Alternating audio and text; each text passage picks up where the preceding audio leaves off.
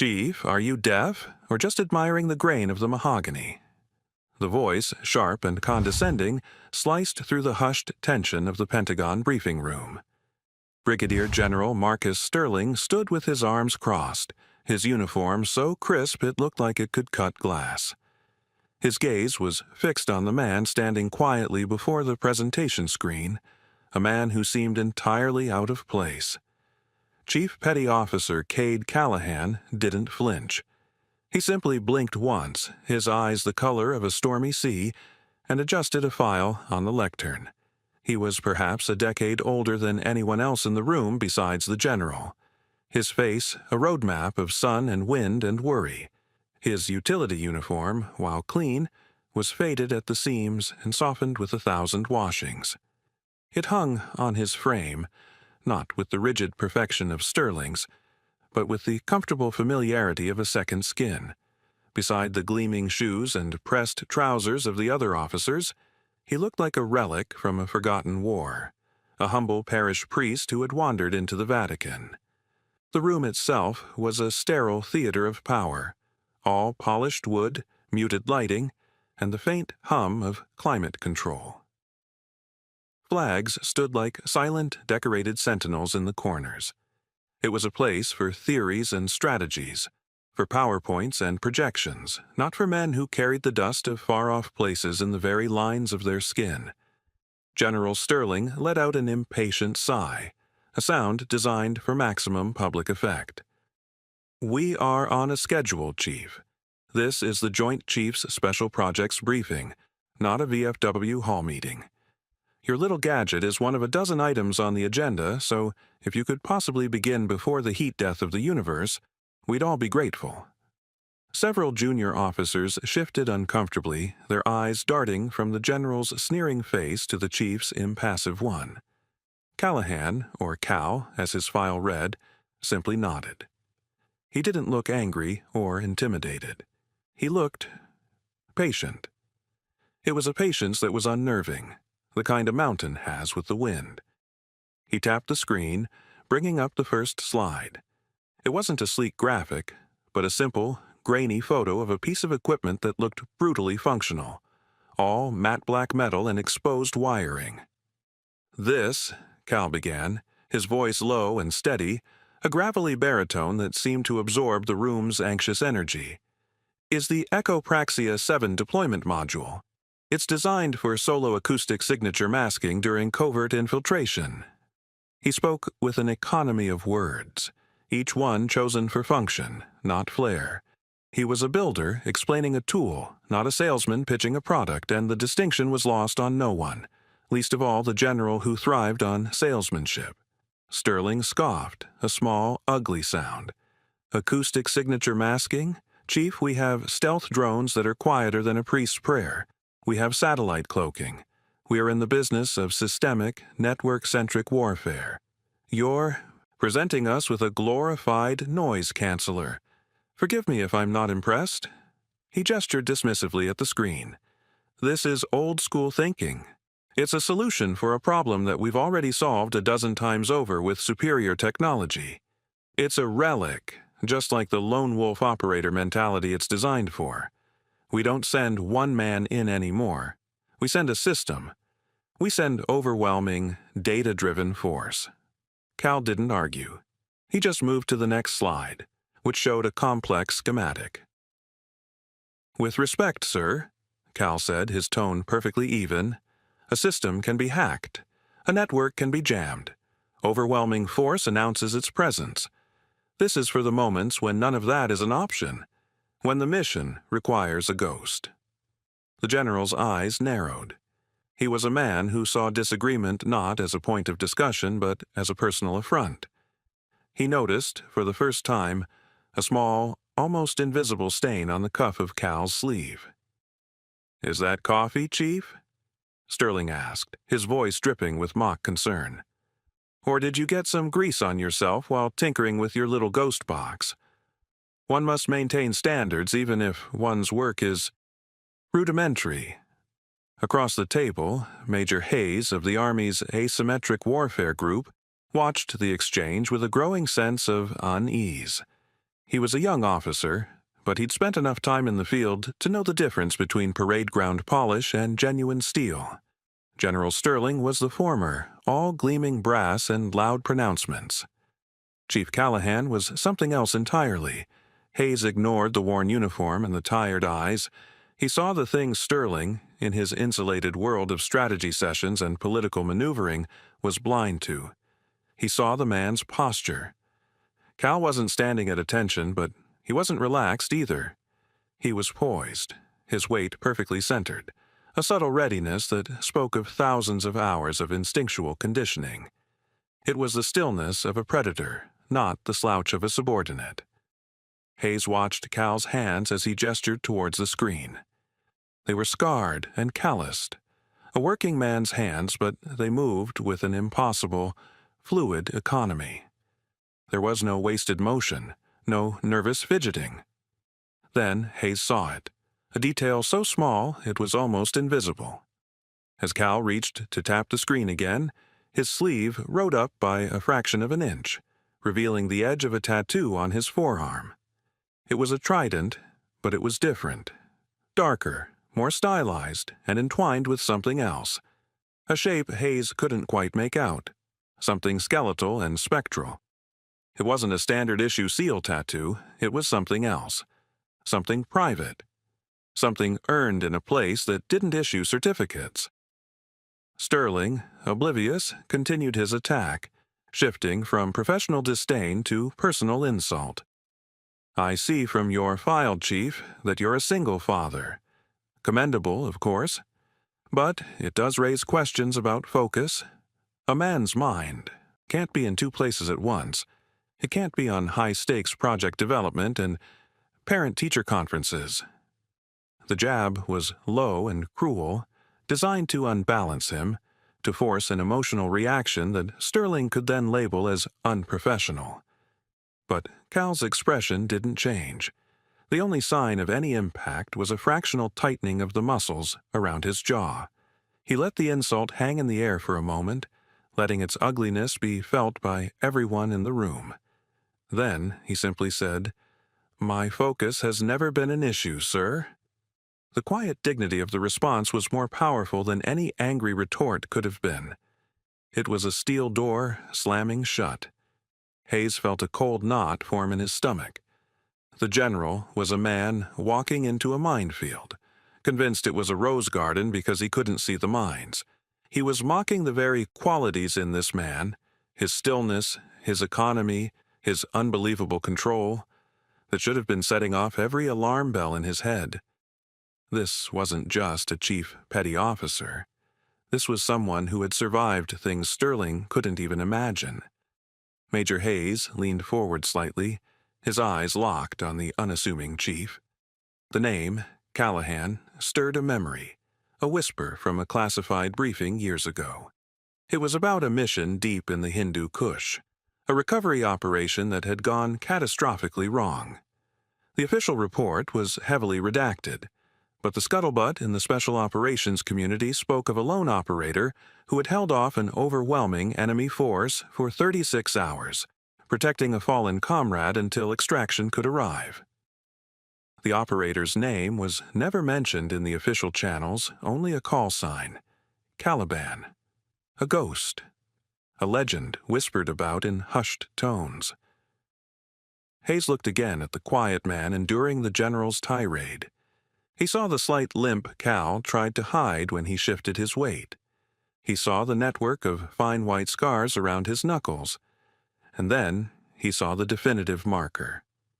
Cal had a habit, a small, unconscious tic. He would reach into his pocket and his thumb would rub against something small and round. Just once, as Sterling paused for breath, Cal's hand came out of his pocket to rest on the lectern, and Hayes saw the object for a fraction of a second. It was a challenge coin, but it was unlike any he had ever seen. It was black, completely devoid of markings, its edges worn smooth as a river stone. It was the rumored marker of a unit that officially didn't exist. A Tier 1 entity so secret, its members' records were scrubbed clean, their identities buried under layers of black ink and bureaucratic firewalls. Hayes felt the blood drain from his face. He wasn't just watching a general berate a chief. He was watching a child throw rocks at a monument. Sterling, now fully invested in his performance, pointed a damning finger at the final slide on the screen, which detailed the results of a field test. It listed a series of successes under extreme duress, culminating in a staggering statistic: 0 friendly casualties, 32 averted.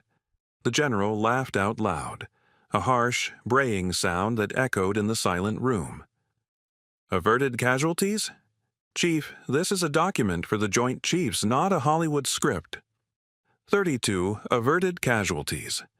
The number is absurd. It's statistically improbable. This entire report reads like a work of fiction. Who signed off on this? Your daughter's elementary school principal. This was the final, unforgivable insult. It wasn't just an attack on Cal's professionalism or his person. It was an attack on his word, his honor, the very currency of a warrior. The room fell into a deathly silence. Every officer held their breath, waiting for the explosion. It never came. Cal stood motionless for a long moment, the general's laughter still hanging in the air like poison gas. He looked Sterling directly in the eye, and for the first time, a flicker of something cold and ancient moved in the depths of his gaze. "The data," he said, his voice barely a whisper but carrying the weight of an oath, "is accurate, sir." Before Sterling could formulate a reply, the heavy oak door at the back of the room swung open. A hush fell, deeper than before. In the doorway stood a man who needed no introduction. General Peterson, the 4-star chairman of the Joint Chiefs of Staff, stood surveying the scene, his face an unreadable mask of authority. His aide stood deferentially behind him. The room snapped to attention, chairs scraping, bodies stiffening. Sterling's face went from crimson with rage to a blotchy, panicked red. He spun around, stammering, "General Peterson, sir, we weren't expecting you. An honor, sir." Peterson ignored him completely.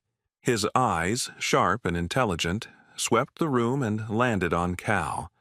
A complex emotion played across the chairman's face. A mixture of surprise, relief, and a profound, almost sorrowful respect. He walked forward, his footsteps the only sound in the vast room, moving past the saluting officers as if they were statues. He walked straight up to the lectern and stopped in front of the quiet chief petty officer. The two men looked at each other, and in that shared gaze, 1,000 battles were remembered. "Cal," Peterson said, his voice quiet but resonant with command. "They told me you were stateside. I didn't believe them. It's good to see you." He then turned, his gaze finally falling upon Brigadier General Sterling, and the temperature in the room dropped by 20 degrees. Peterson's eyes were chips of ice. "General," he said, his voice dangerously soft, "I believe you were questioning the chief's report." Peterson held up a thin, black folder marked with the highest security classification. He opened it. "For those of you in this room who are unfamiliar with the man General Sterling has been so casually disrespecting, allow me to provide some context." His voice was laced with cold fury. "This is Chief Petty Officer Cade Callahan, or, as he was known for 15 years of service in a unit whose name none of you are cleared to hear, Master Chief Callahan." A collective, silent gasp seemed to pass through the room. Master Chief? A rank he didn't wear, a history he didn't advertise. He is, without exaggeration, one of the most decorated and effective special operators this country has ever produced. Peterson's eyes bored into Sterling. "You mocked his old-school thinking. Master Chief Callahan wrote the book on modern asymmetric warfare. He didn't read it in a classroom, General. He wrote it in blood and sand and ice on missions that will never be declassified. He is the ghost you build your systems to hunt." Peterson then tapped the screen showing the field test results. "And this report you called fiction? The one with the statistically improbable numbers?" He paused, letting the weight of his words settle. That wasn't a simulation, it was Operation Night Shard. A high-value target had acquired a dirty bomb component and was meeting with a terrorist cell in a fortified compound. We were planning a full-scale assault with a Delta team. 32 men. The chairman's voice dropped even lower, becoming a near-reverent whisper that every person in the room strained to hear. The mission parameters were impossible. A frontal assault would have been a bloodbath and risked the target detonating the device. We needed a miracle. We needed a ghost. He looked from the file to Cal, his expression one of pure awe. Master Chief Callahan proposed a solo infiltration to test this new masking equipment. He argued he could get in, neutralize the primary target, secure the asset, and get out, proving the viability of the tech and saving the lives of the entire assault team. Command considered it a suicide mission. We approved it because he was the only man on Earth who could have even attempted it. The room was so quiet that the sound of a pin dropping would have been a thunderclap. Sterling stood frozen, his face a mask of dawning horror, his arrogance stripped away to reveal the terrified, ambitious man beneath. Master Chief Callahan went in alone, Peterson continued, his voice ringing with the authority of absolute truth. He navigated a minefield, bypassed a dozen guards, and eliminated the HVT and his entire personal security detail, 7 men, without firing a single shot. He secured the asset and exfiltrated before the main enemy force even knew he was there.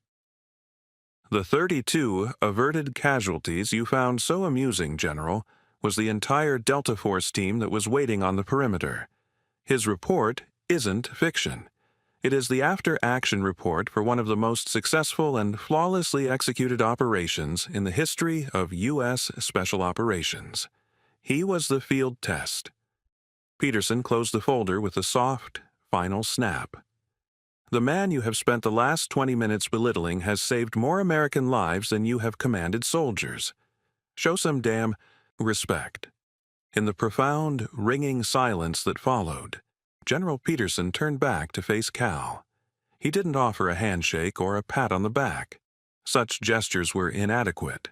Instead, the 4-star chairman of the Joint Chiefs of Staff, the highest-ranking military officer in the nation, drew himself up to his full height.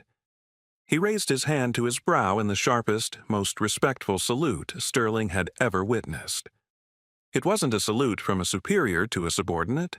It was a salute from one warrior to another, an acknowledgement of a debt that could never be repaid. "It is an honor to have you back, Master Chief," Peterson said, his voice thick with emotion. For a moment, no one moved. Then Major Hayes, his face pale with awe, rose to his feet and rendered his own salute. Another officer followed, then another and another, until every uniformed person in the room, except for the petrified General Sterling, was on their feet, saluting the quiet man in the worn uniform. Cal didn't bask in the moment. He simply gave Peterson a short, appreciative nod, the barest hint of a weary smile touching his lips. "Just doing my job, sir," he said quietly. Then he glanced at his simple, functional wristwatch.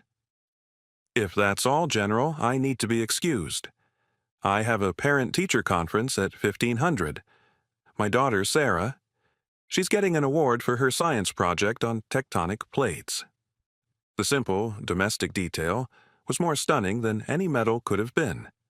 It was the final, perfect testament to his character. The legendary warrior's most important mission now was being a father. Peterson's stern expression softened. He clapped a hand on Cal's shoulder. "Go be a dad, Master Chief. You've earned it more than any man I know." He then turned his head, his gaze falling like a guillotine on Sterling. "General, my office now." As Cal walked toward the door, the assembled officers holding their salutes until he had passed, he left behind the wreckage of a general's career and the resounding truth that true strength doesn't need to announce itself. It is quiet, it is humble, and it is measured not in the noise it makes, but in the lives it saves.